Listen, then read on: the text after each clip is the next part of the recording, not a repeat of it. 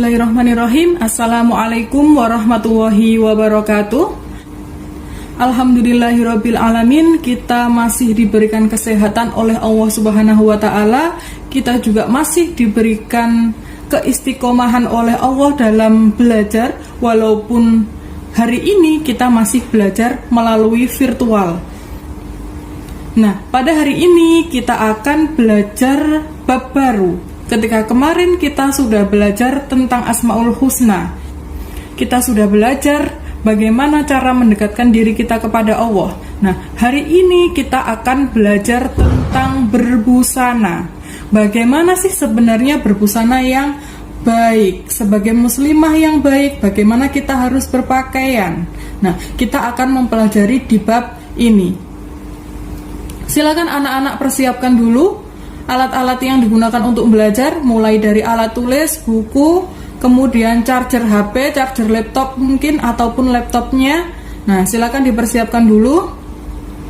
Oke, jika sudah, kita bisa memulai pembelajaran hari ini dengan berdoa bersama. Al-Hadiniyah As-Solihah Al-Fatihah. A'udzubillahi minasyaitonirrajim. Bismillahirrahmanirrahim. Alhamdulillahirabbil alamin. Arrahmanirrahim. Maliki yaumiddin. Iyyaka na'budu wa iyyaka nasta'in. Ihdinas siratal mustaqim. Siratal ladzina an'amta 'alaihim ghairil maghdubi 'alaihim waladdallin. Rabbi zidni ilma warzuqni fahma. Amin amin ya rabbal alamin. Nah, anak-anak silakan menyaksikan video berikut ini. Nah, sambil dicatat ya, apabila ada materi-materi yang penting yang kira-kira belum kalian pelajari pada 2 pertemuan kemarin. Seperti itu, selamat menyaksikan. Bismillahirrahmanirrahim. Mari kita mulai pembelajaran hari ini dengan tema berbusana. Muslim dan muslimah merupakan cermin kepribadian dan keindahan diri. Nah, kira-kira di bab ini akan membahas tentang apa saja? Mari kita lihat bersama-sama. Oke, yang pertama kita akan membahas terkait dengan makna aurat. Yang kedua, kita akan membahas makna jilbab dan busana muslimah. Yang ketiga, kita akan membahas tentang perintah agama untuk menutup aurat. Yang terakhir, kita akan membahas menunjukkan perilaku berbusana muslim atau muslimah dan juga hikmahnya. Nah, mari kita mulai pada pembahasan yang pertama, yaitu makna aurat. Apa sih yang dimaksud dengan aurat? Nah, di sini dijelaskan bahwasanya aurat berasal dari kata awiro. Ini bahasa Arab ya, anak-anak, yang artinya adalah hilang perasaan. Sedangkan secara bahasa, aurat berarti malu, berarti aib, dan juga berarti buruk. Sedangkan secara istilah, aurat diartikan sebagai batas minimal dari bagian tubuh yang wajib ditutupi karena perintah Allah. Nah, batas minimal ini berlaku bagi laki-laki dan juga perempuan. Jadi perempuan punya aurat, laki-laki juga punya aurat. Nah, batas minimalnya bagaimana antara laki-laki dan perempuan? Apakah sama auratnya? Nah, kita lihat pada pembahasan berikutnya. Di sini dijelaskan antara batasan aurat laki-laki dan perempuan di dalam sholat. Nah, ketika di dalam sholat, batasan aurat perempuan adalah seluruh anggota tubuh kecuali muka ataupun wajah dan juga telapak tangan. Sedangkan laki-laki batasnya adalah pusar sampai dengan lutut. Nah, dari sini sudah paham? Jadi di dalam sholat, batasan aurat perempuan adalah seluruh anggota tubuhnya kecuali muka dan telapak tangan. Sedangkan laki-laki adalah antara pusar sampai dengan lutut. Nah, terkait dengan cara menutup aurat, di sini kita bisa melihat ya, di dalam sholat, para perempuan-perempuan itu menggunakan rukuh ataupun mekena. Nah, di sini intinya adalah untuk menutup aurat. Sedangkan laki-laki di gambar ini ada yang mengenakan jubah, ada yang mengenakan celana, ada yang mengenakan sarung. Pakaiannya bebas, tetapi intinya satu, sama, yaitu untuk menutup aurat. Cara yang digunakan bisa berbeda-beda, tergantung pada masing-masing negara, masing-masing budaya. Yang penting tujuannya adalah sama, yaitu menutup aurat. Di sini jelas ya anak-anak terkait dengan batasan-batasan aurat. Lalu muncul pertanyaan begini kan, di sini kenapa kok laki-laki harus pakai sarung, pakai celana, padahal batasan auratnya kan antara pusar sampai dengan lutut. Mungkin ada yang bertanya-tanya seperti itu ya kan. Nah, hal ini terkait dengan etika dan juga estetika.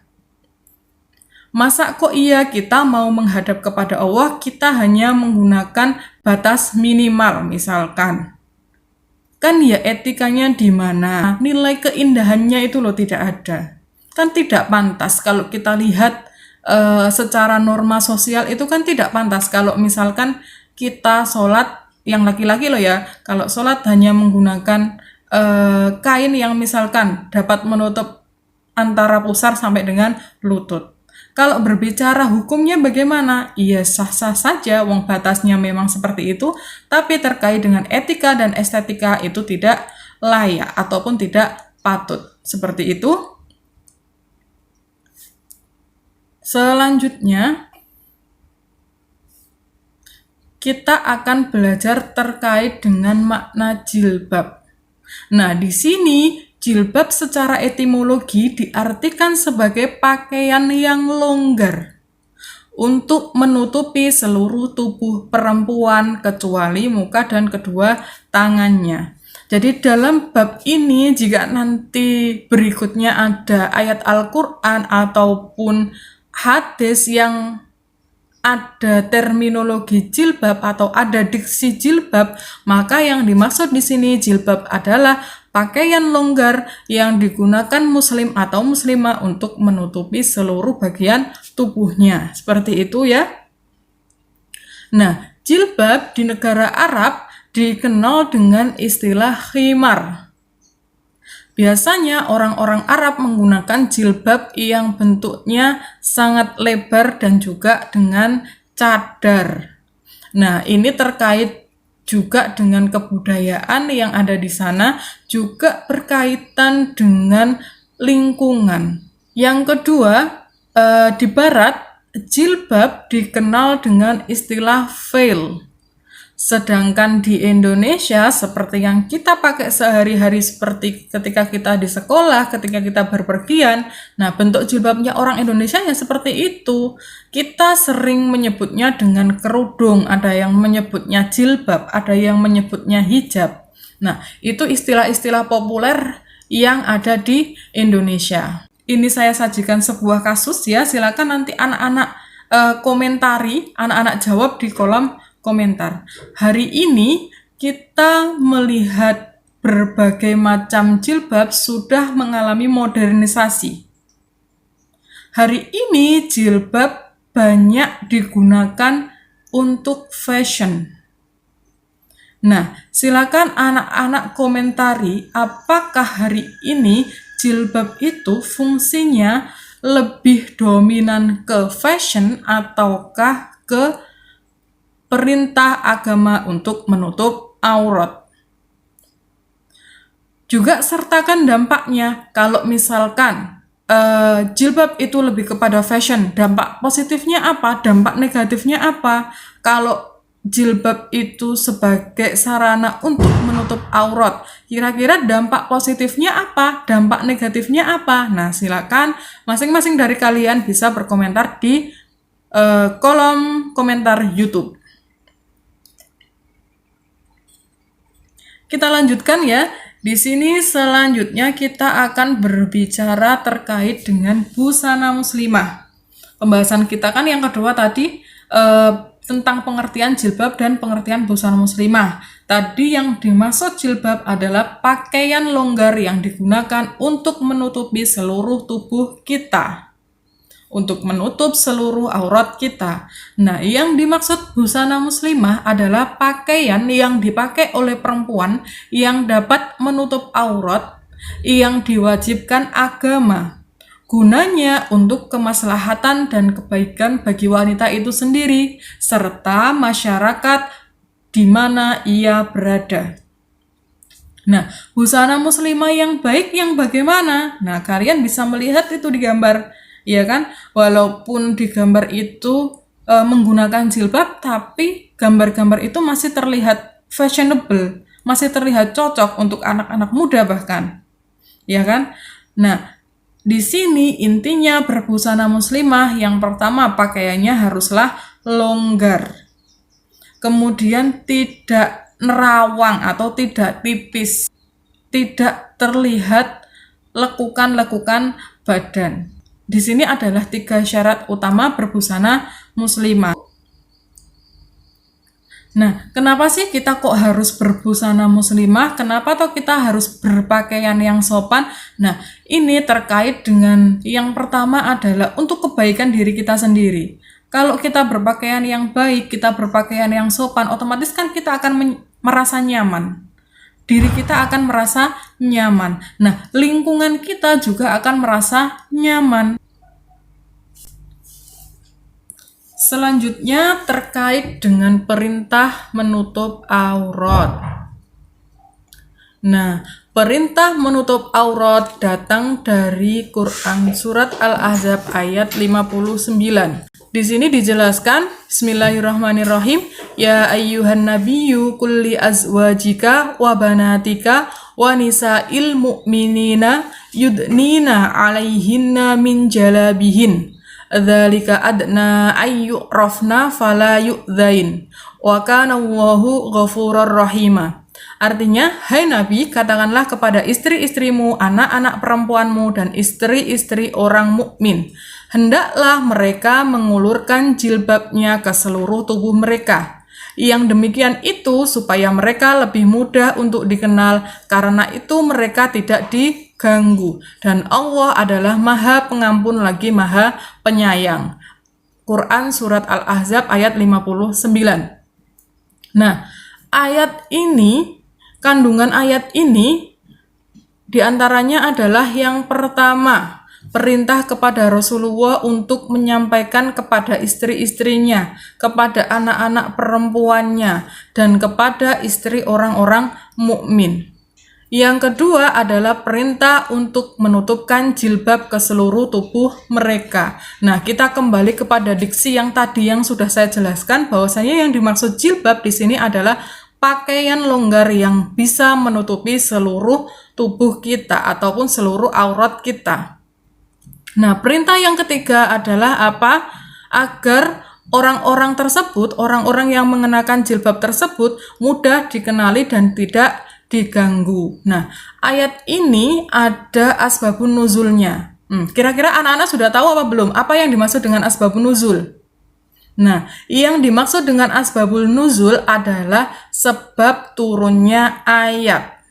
Jadi sebuah ayat dalam Al-Quran itu turun, ada situasi yang melatar belakanginya. Al-Ahzab 59 ini turun, ada situasi yang melatar belakanginya. Di antaranya adalah dulu pada waktu Arab pra-Islam, sebelum Islam, perempuan itu diibaratkan sebagai barang yang bisa diwariskan, yang bisa ditukar-tukar. Itu kondisi Arab pada masa sebelum Islam. Nah, ketika Islam datang, kemudian Allah memerintahkan kepada Nabi Muhammad melalui aturan-aturan tertentu. Nah, maka dari itu, untuk membedakan antara mana orang Islam, mana yang non-Islam, di sini diperintahkan kepada Rasulullah untuk apa? Untuk disampaikan kepada istri-istri beliau, kepada anak-anak perempuan beliau, dan juga istri orang-orang mukmin yang waktu itu belum sebanyak sekarang. Nah, diperintahkan untuk apa? Diperintahkan untuk menutupkan jilbab ke seluruh tubuh mereka. Biar apa? Biar ada bedanya. Ini loh orang Islam, ini loh orang yang tidak Islam. Kalau orang yang tidak Islam kan seperti tadi yang saya ceritakan. Mereka masih menjadi seperti barang, bisa diwariskan, bisa ditukar-tukar. Nah, sedangkan orang yang memiliki ciri yang berhijab tadi, berjilbab tadi, otomatis mereka tidak bisa seperti itu kan. Nah, inilah kondisi yang melatar belakangi turunnya Al-Ahzab ayat 59. Dasar yang kedua yaitu An-Nur ayat 31. Bismillahirrahmanirrahim. Wa kullil mu'minati yaghdudna min absarihinna wa yahfadna furujahunna wa la yubdina zinatahunna illa ma dhahara minha wal yadribna bi khumurihinna ala juyubihin ala akhirih. Nah, di An-Nur ayat 31 ini menjelaskan terkait dengan masih tentang jilbab. Nah, hanya saja di sini perintahnya lebih luas lagi. Kalau tadi ditujukan kepada Rasulullah untuk disampaikan kepada istrinya, anaknya, dan juga istri-istri orang mukmin, di sini perintahnya lebih luas lagi. Di sini targetnya ditujukan kepada semua perempuan yang beriman. Nah, perintahnya untuk apa? Perintahnya untuk menjaga kehormatan dengan menjaga pandangan yang pertama. Yang kedua dengan cara menjaga kemaluan. Yang ketiga dengan cara menjaga aurat. Nah, di An-Nur ini perintahnya masih sama, disuruh untuk menjaga aurat. Kenapa? Untuk menjaga kehormatan. Yang ketiga adalah tidak berusaha menampakkan aurat yang sudah tertutup. Di sini tadi dijelaskan atau diibaratkan sebagai ketika seorang perempuan memakai gelang kaki itu kan sudah tertutup. Nah, janganlah kalian menghentak-hentakan agar orang itu melihat, agar orang itu tertarik. Nah, jika sesuatu yang sudah tertutup maka tidak usah ditampak-tampakkan. Itu kandungan dari An-Nur 31. Selanjutnya dasar hukum yang kedua dari hadis, ada hadis dari Ummu Atiyah. Dari Ummu Atiyah, ia berkata, Rasulullah SAW memerintahkan kami untuk keluar pada hari Fitri dan Adha. Baik gadis yang menginjak akil balik, wanita yang sedang haid, maupun wanita-wanita pingitan. Wanita yang sedang haid tetap meninggalkan sholat ataupun tidak mengikuti sholat, namun mereka dapat menyaksikan kebaikan dakwah kaum muslim. Aku bertanya, wahai Rasulullah, salah seorang antara kami ada yang tidak memiliki jilbab. Lalu Rasulullah menjawab, hendaklah saudarinya meminjamkan jilbabnya kepadanya. Nah, hadis ini mengajarkan kepada kita bahwasanya yang pertama, seorang perempuan dianjurkan untuk menghadiri prosesi sholat Idul Fitri maupun sholat Idul Adha. Bagi perempuan yang sedang haid atau berhalangan, bisa mendengarkan khutbahnya. Kenapa dianjurkan seperti itu? Karena di sini menunjukkan pentingnya dakwah itu untuk umat Islam, agar kita itu selalu belajar. Yang ketiga, jika tidak punya jilbab atau tidak punya mukena, maka temannya wajib meminjamkannya. Di sini juga mengajarkan kepada kita bahwa kita harus saling peduli terhadap orang lain. Jangan sampai ada teman kita, tetangga kita yang tidak bisa berbusana muslim, yang tidak bisa mengikuti prosesi sholat karena tidak punya.